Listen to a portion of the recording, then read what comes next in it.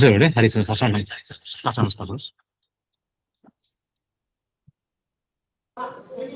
ನಮಸ್ಕಾರ.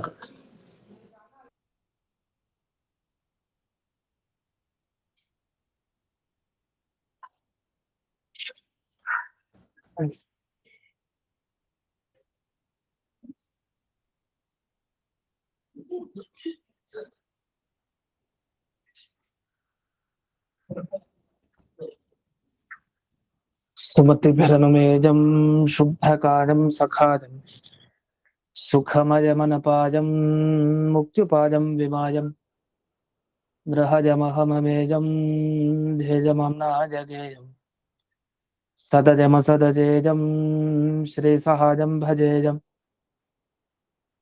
तपस्वाध्याय शुश्रूषा कृष्णपूजारतं मुनिं विश्वेशमिष्टदं वन्दे परिम्राट् चक्रवर्तिनं श्रीगुरुभ्यो नमः. हरिः ओम्. निजःपत्ये नित्या गणितगुणमाणिक्यविशदप्रभाजालोल्लासोपहत सकलावद्यतमसे जगज्जन्मस्थेमप्रलयरचनाशीलवपुषे नमो शेषां नाजस्मृतिहृदयदीप्ताय हरदे येन प्रादुरभाविभूमिवलजे विस्तारिगोसन्ततिः प्राबोधिश्रुतिपङ्कजं करुणया प्रकाशितत्वं परं ध्वान्तं ध्वंसमनाजिसाधुनिकरश्चाकारि सन्मार्गगः तेन व्यासदिवाकरेण सततं मात्याजि मे मानसं व्याप्तिर्यस्य निजे निजे नमः सा पक्षे सपक्षे स्थितिः व्यावृत्तिश्च विपक्षतोऽथ विषजे सक्तिर्न वै बाधिते नैवास्ति प्रतिपक्षयुक्तिरतुलं शुद्धं प्रमाणं समे भुजात् तत्त्वविनिर्णयाय भगवान् आनन्दतीर्थो मुनिः भवति यदनुभावात् एडमूकोऽपि वाग्मी जडमतिरपि जन्तुर्जायते प्राज्ञमौलिः सकलवचनचेतो देवता भारती सा मम वचसि निधत्तां सन्निधिं मानसे च रमानिवासोचितवासभूमिः सन्न्यायरत्नावलिजन्मभूमिः वैराग्यभाग्यो मम पद्मनाभतीर्थामृताब्धिर्भवताद्विभूत्यै पदवाक्यप्रमाणज्ञान् प्रतिवादिमदच्छिदः श्रीमदक्षोभ्यतीर्थाख्यानुपतिष्ठे गुरून् मम श्रीमदानन्दतीर्थार्य सन्मनः सरसि भुवि अनुव्याख्याननलिने चञ्चरीकतिमे मनः न शब्दाब्धौ गाढाः न च निगमचर्चासु चतुराः न च न्याये प्रौढाः न च विदितवेद्यापि वयं परं श्रीमत्पूर्णप्रमतिगुरुकारुण्यसरणिं प्रपन्नामान्याः स्मः किमपि च वदन्तोऽपि महताम् ॐ नारायणं निखिलपूर्णगुणैकदेहं निर्दोषमाप्यतममप्यखिलैः सुवाक्यैः अस्योद्भवादिदमशेषविशेषतोऽपि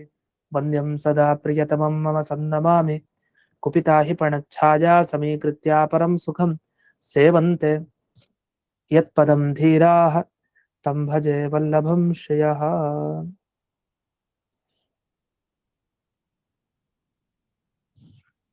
ಇದುವರೆಗೆ ಆಟಮತದ ಖಂಡನೆ ಎಲ್ಲ ಆಯ್ತು. ಇನ್ನು ಮುಂದೆ ಮಾಯಾವಾದಿಗಳ ಮತವನ್ನು ಹೇಳಲಿಕ್ಕಿದ್ದಾರೆ. ಅದರ ಮುಂಚೆ ಇದೊಂದಿಷ್ಟು ವಿಷಯಗಳು. ಅದರಲ್ಲಿ ಮುಖ್ಯವಾದ ವಿಷಯ ಏನಂದ್ರೆ ಸ್ವಮತ. ಅಂದ್ರೆ ಇದುವರೆಗೆ ಪರಮತವನ್ನ ನಿರಾಕರಣೆ ಮಾಡಿದ್ರು. ಅಂದ್ರೆ ಈ ಮತದಲ್ಲಿ ಮೋಕ್ಷಕ್ಕೆ ಉಪಾಯ ಹೇಳಿದ್ ಸರಿ ಇಲ್ಲ, ಈ ಮತದಲ್ಲಿ ಮೋಕ್ಷಕ್ಕೆ ಉಪಾಯ ಹೇಳಿದ್ ಸರಿ ಇಲ್ಲ. ಹೀಗೆ ಮೋಕ್ಷ ಸಾಧನೆಗಳ ಬಗ್ಗೆ ಪ್ರತಿಯೊಂದು ಅಸ್ವಾರಸ್ಯವನ್ನ ಹೇಳ್ತಾ ಬಂದ್ರು. ಹಾಗಾದ್ರೆ ಈ ಅಧಿಕರಣ ಯಾಕೆ ಹೊರಟಿದೆ ಈಗ ಅದನ್ನ ಹೇಳ್ಬೇಕಲ್ಲ. ಈ ಅಧಿಕರಣಕ್ಕೆ ಇದುವರೆಗೂ ನಾವೇನೇನ್ ಬೇರೆ ಬೇರೆ ಮತದ ವಿಚಾರ ಕೇಳಿದ್ವಲ್ಲ, ಪ್ರತಿಯೊಂದು ಮತದ ಬಗ್ಗೆ ಇದು ವಿದ್ಯಾಧಿಕರಣ ಅಂತ ಇದನ್ನ ಕರೀತಾರೆ. ವಿದ್ಯಾಧಿಕರಣ ಅಂದ್ರೆ ವಿದ್ಯಾ ಅಂತ ಹೇಳಿರುವಂತಹ ಸೂತ್ರನೇ ಇದೆ ಅಂತ ಅರ್ಥ. ಓಂ ವಿದ್ಯೈವತು ನಿರ್ಧಾರಣಾತ್ ಓಂ ಅಂತ ಬ್ರಹ್ಮಸೂತ್ರ.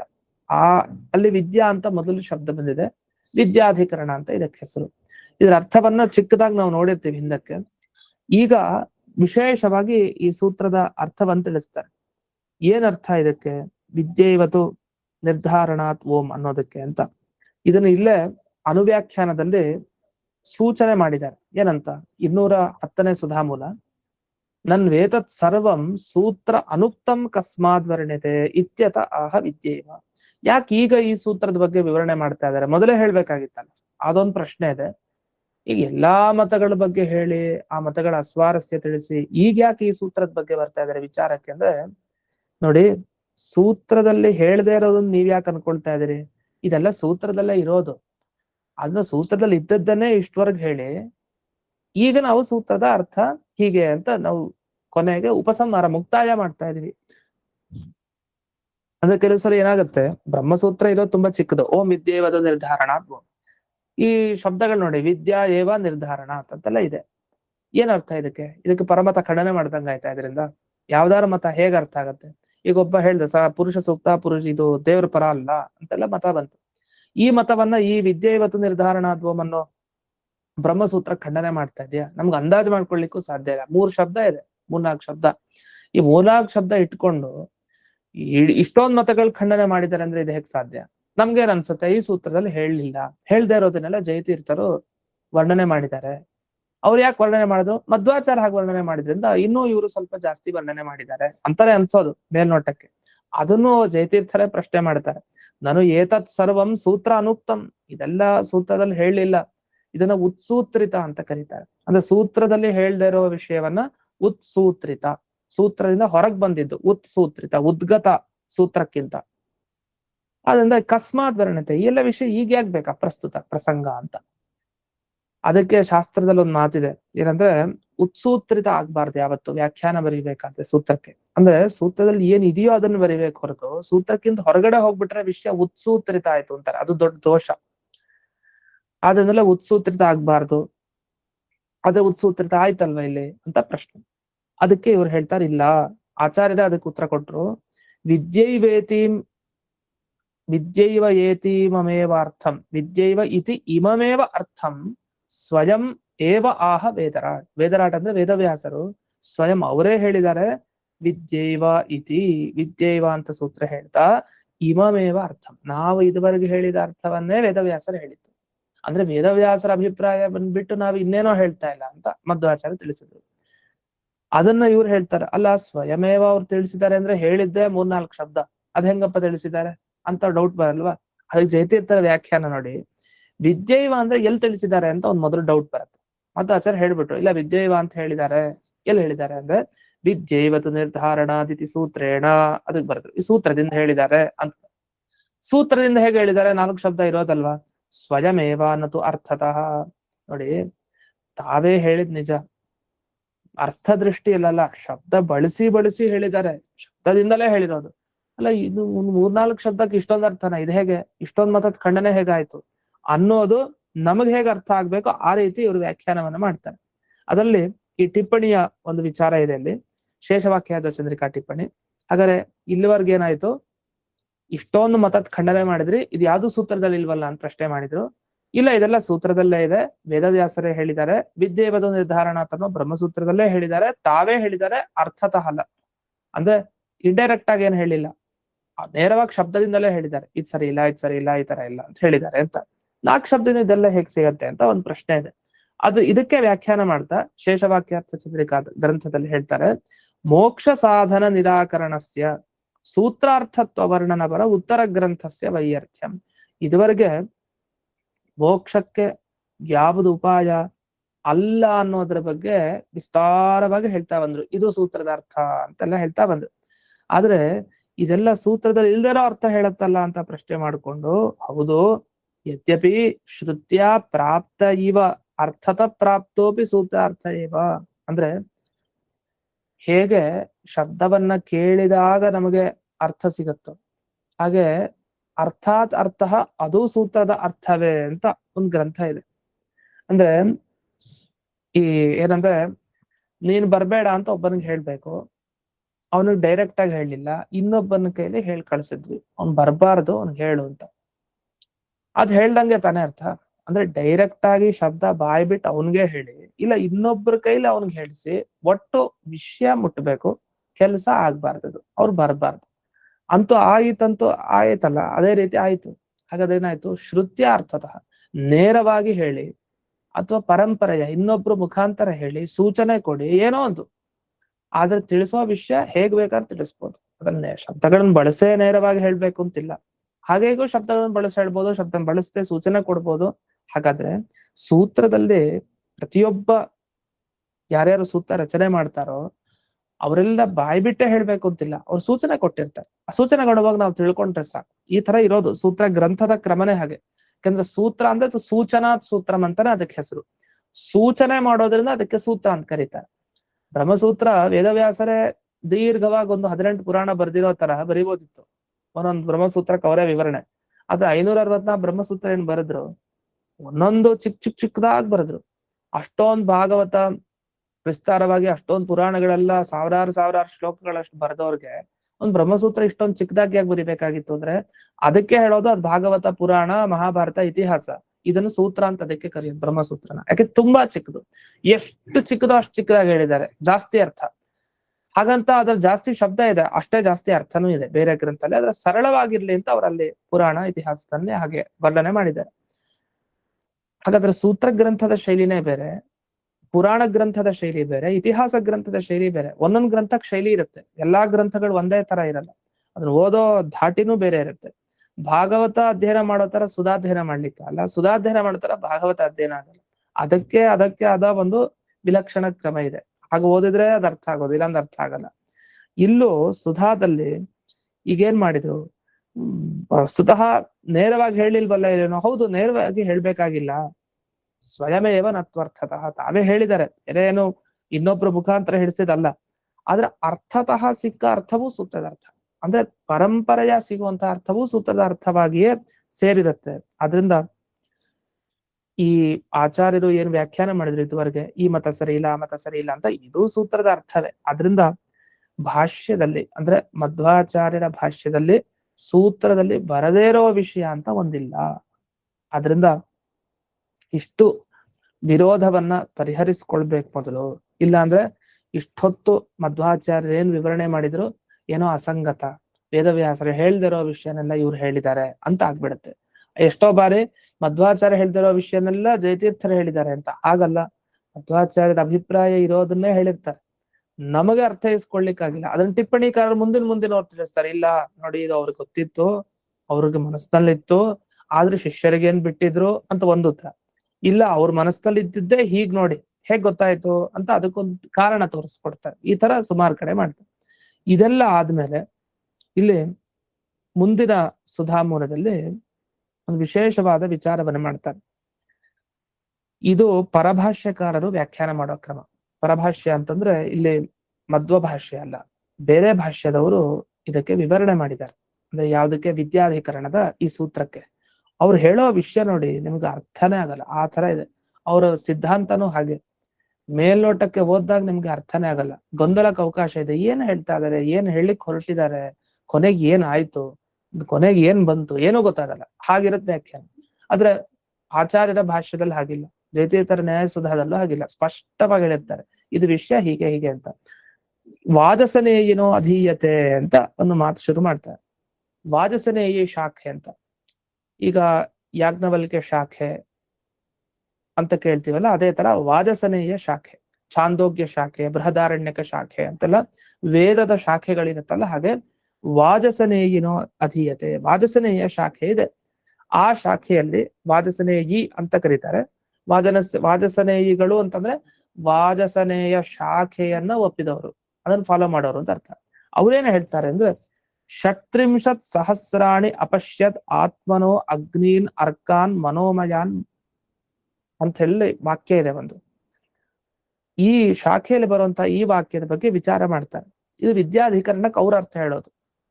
ಮಧ್ವಾಚಾರ್ಯ ಸುಂದರವಾದ ಅರ್ಥ ಹೇಳ್ತಾರೆ, ಅದ್ ಮುಂದೆ ವಿವರಣೆ ಮಾಡ್ತಾರೆ. ಈ ಒಂದು ಪ್ಯಾರ ಆದ್ಮೇಲೆ ಆ ಭಾಗ ಬರುತ್ತೆ, ನಂತರ ಇದರ ಖಂಡನೆಯನ್ನು ಬರುತ್ತೆ. ಆ ವಿವರಣೆಯನ್ನು ವಸ್ತುತಃ ಮುಂದಿನ ವಿವರಣೆ ನಾವು ನೋಡ್ಬೇಕೀಗ, ಆದ್ರೆ ಅದು ಕ್ರಮವಾಗಿ ಸುಧಾದಲ್ಲಿ ಹಾಗೆ ಇರೋದ್ರಿಂದ ಮತ್ತೆ ಬೇರೆ ಮತ್ತದ ಖಂಡನೆ ನೋಡೇ ಹೋಗೋಣ.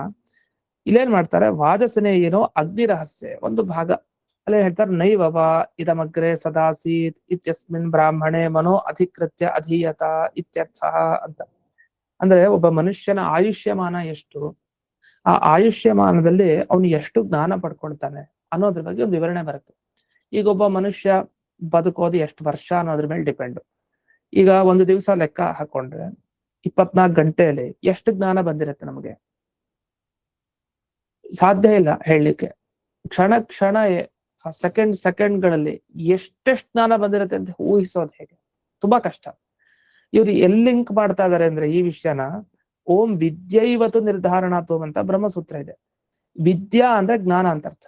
ಇದಕ್ಕೆ ಲಿಂಕ್ ಮಾಡ್ತಾರೆ ಕೊನೆಗೆ.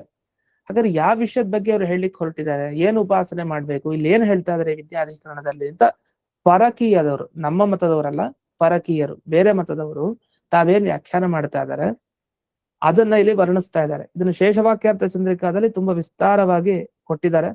ಯಾದು ಪದ್ಯದಲ್ಲೂ ಮತ್ತೆ ಪರಿಮಳ ಟಿಪ್ಪಣಿಯಲ್ಲೂ ವಿಶೇಷವಾಗಿದೆ. ಅದರಲ್ಲಿ ಶೇಷವಾಕ್ಯಾರ್ಥ ಚಂದ್ರಿಕಾ ಟಿಪ್ಪಣಿ ಅದನ್ನ ನೋಡ್ಕೊಂಡು ಹೇಳ್ತಾ ಇದ್ದೀನಿ. ಅಲ್ಲಿ ಗಮನಿಸಿ. ವಾದಸನೇಯಿನ ಆ ಶಾಖೆ ಅವರೇನ್ ಹೇಳ್ತಾರೆ ಅಂದ್ರೆ, ಪುರುಷಾಯುಷಸ್ಯ ಅಹಾನಿ ಷಟ್ ತ್ರಿಂಶತ್ ಸಹಸ್ರಾಣಿ. ಅಂದ್ರೆ ಒಬ್ಬ ಮನುಷ್ಯನ ಆಯುಷ್ಯಮಾನದಲ್ಲಿ ಅಂದ್ರೆ ಹಗಲು ಹೊತ್ತು ಎಷ್ಟಿರತ್ತೆ ಅಂದ್ರೆ ಷಟ್ತ್ರಿಂಶತ್ ಸಹಸ್ರ ಅಂದ್ರೆ 36,000 ವರ್ಷ ಅಂತ. 36,000 ಇರುತ್ತೆ ಏನೋ ಪುರುಷನ ಆಯುಷ್ಯದ ಹಗಲು ಅಂತ. 36,000 ವರ್ಷ ಹಗಲು ಅಂದ್ರೆ ಏನರ್ಥ? ಅವನು ಎಷ್ಟು ವರ್ಷ ಬದುಕಿರ್ಬೇಕಾಗದೆ? ಅಷ್ಟು ವರ್ಷ ಬದುಕಿರ್ಬೇಕು. ಇವನು ಬದುಕಿರೋದು ಪುರುಷನ ಆಯುಷ್ಯ ಅಂದ್ರೆ 100 ವರ್ಷ. 100 ವರ್ಷದಲ್ಲಿ ಹಗಲು ಎಷ್ಟು ಹೊತ್ತು ಬರುತ್ತೆ? ಇವ್ರು ಹೇಳೋದೇನು 36,000 ಅಂತ ಹೇಳ್ತಾರೆ. 36,000 ಹಗಲು ಬಂದಿರ್ಬೋದು, ಯಾಕೆ ಬಂದಿರ್ಲಿಕ್ಕಿಲ್ಲ? ಯಾಕೆಂದ್ರೆ ಒಂದೊಂದು ವರ್ಷಕ್ಕೆ ಲೆಕ್ಕ ಹಾಕ್ತಾ ಹೋದ್ರೆ ಅವನು 120 ವರ್ಷ 100 ವರ್ಷ ಅಂತ ಇಟ್ಕೊಂಡ್ರೆ ಅಷ್ಟಾಗಿರುತ್ತೆ ಅಂತ ಇವ್ರು ವ್ಯಾಖ್ಯಾನ ಮಾಡ್ತಾರೆ. ಅದ್ರ ಬಗ್ಗೆ ದೋಷಗಳನ್ನು ಹೇಳ್ತಾರೆ ಮುಂದಕ್ಕೆ. ಅವ್ರ ವ್ಯಾಖ್ಯಾನವನ್ನ ಮೊದಲು ಗಮನಿಸೋಣ. ಸರಿ, ಷಟ್ತ್ರಿಂಶತ್ ಸಹಸ್ರ ಅಂದ್ರೆ 36,000 ಹಗಲುಗಳು. ಅದರಲ್ಲಿ ಏನಾಗಿರುತ್ತೆ? ಮನೋವೃತ್ತಿ ಸಮೂಹ ಪ್ರತ್ಯಹೋರಾತ್ರಂ ಏಕೈಕೀ ಭೂತ್ವ ಷಟ್ತ್ರಿಂಶತ್ ಸಹಸ್ರಾಣಿ ಭವಂತಿ. ನೋಡಿ, ಇಲ್ಲಿ ಹಗಲು ಮಾತ್ರ ತಗೊಳ್ಬೇಡಿ, ರಾತ್ರಿನೂ ತಗೊಳ್ಳಿ ಅಂತ ಹೇಳ್ತಾರೆ. ಅಹೋರಾತ್ರಂ ಅಂತ ಮುಂದಕ್ಕೆ ಹೇಳ್ತಾರೆ. ಸರಿ ಆಯ್ತು, ಹಗಲು ಬಿಡೋಣ, ರಾತ್ರಿನೂ ತಗೊಳ್ಳೋಣ, ಸೇರಿಸ್ಕೊಳ್ಳೋಣ. ಹಗಲು ರಾತ್ರಿ ಮನೋವೃತ್ತಿ ಬಂದಿರತ್ತೆ ಅಂತ ಹೇಳ್ತಾರೆ. ಮನೋವೃತ್ತಿ ಅಂದ್ರೆ ಜ್ಞಾನ ಅಂತ ಅರ್ಥ. ನಮ್ಮ ಮನಸ್ಸಿನ ಪರಿಣಾಮ, ಅದಕ್ಕೆ ಜ್ಞಾನ ಅಂತ ಕರೀತಾರೆ. ಇದನ್ನ ಅಂತಃಕರಣ ವೃತ್ತಿ ಅಂತ ಕರೀತಾರೆ. ಅದ್ವೈತ ಭಾಷ್ಯದಲ್ಲೆಲ್ಲ ವಿವರಣೆ ಇದೆ. ಅವ್ರು ಹೇಳೋದು ಹಾಗೆ. ಅವ್ರೇನ್ ಹೇಳ್ತಾರೆ ಅಂದ್ರೆ, ನಮ್ಮ ಮನಸ್ಸು ಒಳಗಡೆ ಏನಿದೆ, ಈ ಮನಸ್ಸು ನಮ್ಮ ಇಂದ್ರಿಯಗಳ ಮುಖಾಂತರ ಹೊರಗೆ ಬಂದು ವಸ್ತು ಯಾವ ಆಕಾರದಲ್ಲಿದೆಯೋ ಅದೇ ಆಕಾರವನ್ನ ಪಡೆಯುತ್ತೆ ಅಂತೆಲ್ಲ ಪ್ರಕ್ರಿಯೆ ಹೇಳಿ ಒಂದು ಜ್ಞಾನ ಬರುತ್ತೆ ಅಂತ ಹೇಳ್ತಾರೆ. ಇದು ನ್ಯಾಯಾಮೃತದಲ್ಲಿ ಬರುವಂತಹ ವಿಚಾರ. ಈ ವಿಚಾರನೆಲ್ಲ ನಾವು ತಿಳ್ಕೊಂಡಿದ್ರೆ ಅದ್ರ ಅರ್ಥ ಆಗತ್ತೆ ಅದ್ವೈತ ಪ್ರಕ್ರಿಯೆ. ಈಗ ನಮಗೆ ಜ್ಞಾನ ಬರೋದು ತುಂಬಾ ಸುಲಭ. ನಮ್ಮ ಸಿದ್ಧಾಂತದಲ್ಲಿ ಹೇಗ್ ಬರುತ್ತೆ ನಮಗ್ ಜ್ಞಾನ? ನಾವು ಕಣ್ ಮುಚ್ಚಿರ್ತೀವಿ, ಕಣ್ ತೆಗಿತೀವಿ, ಮುಂದೊಂದು ವಸ್ತು ಇದೆ, ಮೊಬೈಲ್ ಇದೆ, ಏನೋ ಒಂದಿದೆ, ಪುಸ್ತಕ ಅಂತ ಇಟ್ಕೊಳ್ಳಿ, ಪುಸ್ತಕ ಇದೆ ಮುಂದೆ. ಕಣ್ ಮುಚ್ಚಿದಾಗ ಪುಸ್ತಕದ ಜ್ಞಾನ ಇರ್ಲಿಲ್ಲ ನನಗೆ. ಕಣ್ಣು ತೆಗೆದಾಗ ಪುಸ್ತಕದ ಜ್ಞಾನ ಬಂತು. ಹೇಗ್ ಬಂತು? ಇದನ್ನ ಕಣ್ಣಿಗೂ ಆ ವಸ್ತುವಿಗೂ ಪುಸ್ತಕಕ್ಕೂ ಸನ್ನಿಕರ್ಷ ಆಯ್ತು, ಸಂಬಂಧ ಆಗಿದ್ದು ಹೇಗೆ? ನನ್ನ ಕಣ್ಣಿನಲ್ಲಿ ಕಿರಣಗಳಿದೆ, ನನ್ನ ಕಣ್ಣು ತೇಜಸ್ಸಿನ ಪದಾರ್ಥ, ಆ ಕಿರಣಗಳು ಹಾದು ಹೋಯ್ತು. ಮಧ್ಯಕ್ಕೆ ಪುಸ್ತಕಕ್ಕೂ ನನ್ನ ಕಣ್ಣಿನ ಮಧ್ಯಕ್ಕೆ ಯಾವುದೇ ಅಡೆತಡೆ ಇರೋ ವಸ್ತು ಇರ್ಲಿಲ್ಲ. ಈ ಗೋಡೆ ತರ, ಗೋಡೆ ಪಕ್ಕಕ್ಕಿರೋ ವಸ್ತು ನಮಗ್ ಕಣ್ಣಿಗೆ ಕಾಣಲ್ಲ. ಯಾಕೆ? ನನ್ನ ಕಣ್ಣಿನಿಂದ ಕಿರಣ ಹೊರಟ್ರೆ, ಸೂರ್ಯನ ಕಿರಣ ಹೊರಡೋ ತರ ಆ ಕಿರಣ ಪಾಸ್ ಆಗ್ಲಿಕ್ಕಾಗಲ್ಲ, ಮಧ್ಯೆ ಅಡೆತಡೆ ಇದೆ, ಅದನ್ನ ಆಗಲ್ಲ. ಹಾಗಾದ್ರೆ ಅಡೆತಡೆ ಇರಬಾರ್ದು. ನಮ್ಮ ಕಣ್ಣಿನ ಕಿರಣಗಳು ಅಲ್ಲಿ ಹೋಗ್ಬೇಕು ವಸ್ತುವಿಗೆ. ಅಷ್ಟೇ ಅಲ್ಲ, ನಮ್ಮ ಮನಸ್ಸು ಅಲ್ಲೇ ಇರ್ಬೇಕು. ಅಂದ್ರೆ ಏನು? ಮೊದಲು ಜೀವ ಆತ್ಮ ಸೇರ್ಬೇಕು. ಆಮೇಲೆ ಜೀವ ಅಂದ್ರೆ ಆತ್ಮ ಮನಸ ಸಂಯುಜ್ಯತೆ ಅಂತ ಮೊದಲು ಹೇಳ್ತಾರೆ. ಆಮೇಲೆ ಮನ ಇಂದ್ರಿಯೇಣ ಇಂದ್ರಿಯ ಮರ್ಥೇನ. ಇದು ಜೀವಾತ್ಮನ ಸಂಯೋಗ ಮುಖ್ಯ. ಜೀವ ಆತ್ಮನಿದೆ, ಸಂಯೋಗ ಮುಖ್ಯ ಅಂತ. ಜೀವಾತ್ಮ ಸಂಯೋಗ ಅಂದ್ರೆ ಅಂತ ಯಾವುದಕ್ಕೆ? ಜೀವನಿಗೂ ಮತ್ತೆ ಮನಸ್ಸಿಗೂ. ಅಂದ್ರೆ ಆತ್ಮ ಮನಸ್ಸು ಸೇರ್ಬೇಕು, ಮೊದಲು ಸಂಯೋಗ ಆಗ್ಬೇಕು. ಆಮೇಲೆ ಮನಸ್ಸು ಇಂದ್ರಿಯ ಸೇರ್ಬೇಕು, ಇಂದ್ರಿಯ ವಸ್ತು ಸೇರ್ಬೇಕು. ಇಷ್ಟಾಗ ಜ್ಞಾನ ಬರುತ್ತೆ ಅಂತ ಕ್ರಮ ಇರೋದು. ಹಾಗಾದ್ರೆ ಏನಾಯ್ತು? ಮೊದಲು ನಮ್ಮ ಆತ್ಮ ಮನಸ್ಸು ಒಂದಾಗ್ಬೇಕು. ಅಂದ್ರೆ ಒಂದೇ ವಿಷಯದ ಬಗ್ಗೆ ವಿಚಾರ ಮಾಡ್ಬೇಕು. ಮನಸ್ಸು ಎಲ್ಲೋ ಹೋಗೋದು, ಜೀವ ಎಲ್ಲೋ ಇದ್ರೆ ಉಪಯೋಗ ಇಲ್ಲ. ಮನಸ್ಸು ಆಮೇಲೆ ಇಂದ್ರಿಯಕ್ಕೂ ಕನೆಕ್ಟ್ ಆಗ್ಬೇಕು. ಕನೆಕ್ಟ್ ಆದ್ರೆ ಸರಿ, ಇಂದ್ರಿಯ ಎಲ್ಲಿ ಹೋಗ್ತಾ ಇದೆಯೋ ಅದರ ಜ್ಞಾನ ಮನಸ್ಸಿನಿಂದ ಸರಿಯಾಗಿ ಬಂದಿದೆ. ಮನಸ್ಸು ಎಲ್ಲೋ ಹೋಗ್ತಾ ಇದೆಯೋ ಅಲ್ಲೇ ಇಂದ್ರಿಯ ಇತ್ತು ಅಂದ್ರೆ ಇಂದ್ರಿಯದಿಂದ ಸರಿ ಜ್ಞಾನ ಬರುತ್ತೆ. ಸರಿ, ಇಂದ್ರಿಯ ಮತ್ತೆ ವಸ್ತುವಿಗೆ ಸನ್ನಿಕರ್ಷ ಆಗ್ಬೇಕು. ಮನಸ್ಸು ಇಂದ್ರಿಯ ಚೆನ್ನಾಗಿದೆ, ಕಣ್ಬಿಟ್ಟು ನೋಡ್ಲೇ ಇಲ್ಲ, ಕಣ್ ಮುಚ್ಕೊಂಡೇ ಇದ್ದಾನೆ. ಈಗ ಆತ್ಮ ಮನಸ್ಸು ಸಂಯೋಗ ಇದೆ, ಮನಸ್ಸು ಇಂದ್ರಿಯಕ್ಕೂ ಸಂಯೋಗ ಇದೆ. ಕಣ್ಣು ತೆಗೆದ್ರೆ ಆಗತ್ತೆ. ಅಂದ್ರೆ ಕಣ್ಣು ತೆಗೆದು ವಸ್ತು ನೋಡ್ಬೇಕು ಅಂತ. ಹೀಗೆ ಇಷ್ಟೆಲ್ಲ ಆದ್ರೆ ಒಂದು ವಸ್ತುವಿನ ಜ್ಞಾನ ಬರುತ್ತೆ. ಇದು ಸೂಕ್ಷ್ಮ ಚರ್ಚೆ. ಇದನ್ನ ಸುಧಾದಲ್ಲಿ ತುಂಬಾ ವಿಸ್ತಾರವಾಗಿ ಮಾಡ್ತಾರೆ. ಈ ತರದ ವಿಷಯಗಳನ್ನ ನ್ಯಾಯಾಮೃತದಲ್ಲಿ ವಿಶೇಷವಾಗಿ ಚರ್ಚೆ ಮಾಡ್ತಾರೆ. ನ್ಯಾಯಾಮೃತದ ವಿಷಯಗಳು ಹೇಗಿರುತ್ತೆ, ಅಲ್ಲಿ ಇನ್ನೂ ಅದ್ವೈತ ಪ್ರಕ್ರಿಯೆ ಜಾಸ್ತಿ, ಅದ್ವೈತ ಗ್ರಂಥ ವಿಮರ್ಶೆ. ಇದು ನಾವು ಹೇಳುವಂತ ಕ್ರಮ. ಅದರಲ್ಲಿ ನೈಯಾಯಿಕರ ಕ್ರಮ ಹೇಳಿದೆ, ನ್ಯಾಯಶಾಸ್ತ್ರದ ರೂಪಗಳು ಆತ್ಮ ಮನಸ ಸಂಯುಜ್ಯತೆ ಅಂತ. ನಮ್ಮ ಸಿದ್ಧಾಂತದಲ್ಲಿ ಸುಲಭವಾಗಿ ಕಣ್ತಗಿತೀವಿ, ಹೀಗೆ ಜ್ಞಾನ ಬರುತ್ತೆ, ಮನಸ್ಸು ಅಲ್ಲೇ ಇರ್ಬೇಕು, ಎಲ್ಲೆಲ್ಲೋ ಹೋಗಿರಬಾರ್ದು. ಏಕಾಗ್ರತೆ ಇಲ್ಲದೆ ಇದ್ರೆ ಅದು ಒಂದು ದೋಷ, ಮನಸ್ಸೆಂದು ಅದಿರಬಾರ್ದು. ದೋಷಗಳಿಲ್ಲದೆ ಇದ್ದಾಗ, ಈ ದೋಷ ಕಣ್ಣಲ್ಲೂ ಇಲ್ಲದೆ ಇದ್ದಾಗ, ಮುಂದೆ ವಸ್ತುವಿನಲ್ಲೂ ದೋಷ ಇಲ್ಲದೆ ಇದ್ದಾಗ ಸರಿಯಾಗಿ ನೋಡಿದ್ರೆ ಆ ವಸ್ತುವಿನ ಜ್ಞಾನ ಬರುತ್ತೆ. ಇದನ್ನ ಪರಿಷ್ಕಾರ ಮಾಡಿ ಹೇಳ್ತಾರೆ ಸಂಸ್ಕೃತದಲ್ಲಿ, ಕನ್ನಡದಲ್ಲಿ ನಾವು ನೋಡಿದ್ದೀವಿ ಸರಳವಾಗಿ. ಇದಾದ್ಮೇಲೆ ಅದ್ವೈತ ಭಾಷ್ಯವನ್ನ ನೋಡಿದಾಗ ಅವ್ರೇನ್ ಹೇಳ್ತಾರೆ ಅಂದ್ರೆ, ಈ ತರ ಜ್ಞಾನವನ್ನ ಹೇಳಲ್ಲ ಅವ್ರು ಜ್ಞಾನ ಬರೋ ಕ್ರಮ ಹೇಗೆಂದ್ರೆ, ಮುಂದೆ ಒಂದು ಪುಸ್ತಕ ಅಂತ ಜ್ಞಾನ ಬರ್ಬೇಕು ನಮ್ಗೆ, ಇದು ಪುಸ್ತಕ ಅಂತ ಜ್ಞಾನ ಬರ್ಬೇಕು. ಅವ್ರ ಸಿದ್ಧಾಂತದಲ್ಲಿ ಏನ್ ಸಮಸ್ಯೆ ಅಂದ್ರೆ ನಮ್ ತರ ಅವ್ರು ಏನಕ್ಕೆ ಹೇಳಲಿಕ್ಕೆ ಆಗಲ್ಲ ಅಂತ ಹೇಳ್ತಾ ಇದ್ದೀನಿ. ಯಾಕೆ ಹೇಳಲಿಕ್ಕೆ ಆಗಲ್ಲ ಅಂದ್ರೆ, ಅವ್ರ ಪ್ರಕಾರ ಈ ಜಗತ್ನಲ್ಲಿ ಯಾವ ವಸ್ತುನೂ ಇಲ್ಲ, ಇದು ಸುಳ್ಳು. ಈ ಸುಳ್ಳಾದ ವಸ್ತುವಿನ ಜ್ಞಾನ ಈಗ ಬರ್ತಾ ಇದೆ. ಇದು ಬರೋದು ಹೇಗೆ ಅಂತ ಅವ್ರು ಹೇಳ್ಬೇಕು. ಅದಕ್ಕೆ ಅಜ್ಞಾನದಿಂದ ಎಲ್ಲ ಕಾಣ್ತಾ ಇದೆ, ನೋಡ್ತಾ ಇದೀವಿ ಅಂತ ಹೇಳ್ಬೇಕು. ಅದಕ್ಕೊಂದು ಜ್ಞಾನ ಕ್ರಮ ಹೇಳ್ತಾರೆ. ಅವ್ರು ಜ್ಞಾನ ಬರೋದು ಹೇಗೆ ಅನ್ನೋದಕ್ಕೊಂದು ವ್ಯಾಸರಾಜರು ವಿವರಣೆ ಮಾಡಿದ್ದಾರೆ, ತುಂಬಾ ಚೆನ್ನಾಗಿದೆ ನ್ಯಾಯಾಮೃತದಲ್ಲಿ. ಆ ವಿಷಯವನ್ನ ಅರ್ಥ ಮಾಡ್ಕೊಂಡಾಗ ಒಂದು ಅಂದಾಜಾಗತ್ತೆ ಈಗ ಬರುವಂತಹ ವಿಷಯ, ಈ ಸುಧಾ ಮೂಲದ ಅರ್ಥ. ಒಳಗಿದ್ದ ಮನಸ್ಸಿದೆಯಲ್ಲ, ಆ ಮನಸ್ಸು ಅಲ್ಲೇ ಇರಲ್ವಂತೆ ಅವ್ರ ಪ್ರಕಾರ. ಒಳಗಡೆ ಇರುವಂತಹ ಮನಸ್ಸು ನಮ್ಮ ಇಂದ್ರಿಯಗಳ ಮುಖಾಂತರ ಹೊರಗ್ ಬರುತ್ತೆ. ಬಟ್ ಇದು ನಿಮಗೆ ಕಣ್ಣು ಕಾಣಿಸ್ತಾ ಇಲ್ಲ. ಒಳಗಿರುವಂತಹ ಮನಸ್ಸು ನಮ್ಮ ಇಂದ್ರಿಯಗಳ ಮುಖಾಂತರ ಹೊರಗೆ. ಉದಾಹರಣೆ ಕಣ್ಣು ತಗೊಳ್ಳೋಣ. ಈಗ ಕಣ್ಣಿನಿಂದ ನಿಮಗೊಂದು ವಸ್ತುವಿನ ಜ್ಞಾನ ಬರ್ಬೇಕು ಅಂದ್ರೆ ಏನಾಗ್ಬೇಕು, ಒಳಗಿದ್ದ ಮನಸ್ಸು ಇಂದ್ರಿಯ ಮುಖಾಂತರ ಹೊರಗೆ ಬರ್ಬೇಕು. ಇಂದ್ರಿಯಕ್ಕೆಲ್ಲ ಅವಕಾಶ ಇದೆಯಲ್ಲ, ಪ್ರತಿಯೊಂದು ಇಂದ್ರಿಯಗಳಲ್ಲಿ ರಂಧ್ರ ಇರುತ್ತೆ. ಆ ರಂಧ್ರದ ಮುಖಾಂತರ ಮನಸ್ಸು ಹೊರಗೆ ಬರುತ್ತೆ. ಹೊರಗ್ ಬಂದು ನೀವು ಯಾವ ವಸ್ತುವಿನ ಜ್ಞಾನ ಪಡಿಬೇಕು ಅಂತಿದ್ದಾರಲ್ಲ, ಆ ವಸ್ತುವಾಗಿ ಆ ಮನಸ್ಸೇ ಬದಲಾಗತ್ತೆ. ಹೋಗಿ ಬದಲಾದ್ಮೇಲೆ ಒಂದಿಷ್ಟು ಪ್ರಕ್ರಿಯೆ ಇದೆ, ತಕ್ಷಣ ಜ್ಞಾನ ಬರಲ್ಲ. ಅದಕ್ಕೊಂದು ಇಷ್ಟೊಂದು ಉದ್ದ ಇದೆ, ಒಂದು ವಿವರಣೆ ಕೊಡ್ಬೇಕು. ಅದಕ್ಕೆ ನ್ಯಾಯಾಮೃತ ಪಾಠ ಮಾಡ್ಬೇಕು ನಾನು. ಆ ತರ ಇದೆ ಒಂದಿಷ್ಟು ವಿಷಯ. ಅದ್ರಲ್ಲಿ ಅದೇನ್ ವಿಷಯ, ಅವ್ರ ಪ್ರಕಾರ ಹೇಗೆ ಜ್ಞಾನ ಬರುತ್ತೆ ಅನ್ನೋದನ್ನ ನಾನು ನಾಳೆ ದಿವಸ ತಿಳಿಸ್ತೇನೆ ಅಂತ ಹೇಳ್ತಾ ಇಂದಿನ ಪಾಠವನ್ನ ಅಸ್ಮದ್ ಗುರುವಂತರ್ಗತ ವ್ಯಾಸತೀರ್ಥ ಗುರುವಂತರ್ಗತ ಭಾರತೀ ರಮಣ ಮುಖ್ಯ ಪ್ರಾಣ ಗೋಪಾಲಕೃಷ್ಣನಿಗೆ ಅರ್ಪಣೆಯನ್ನು ಮಾಡ್ತೇನೆ.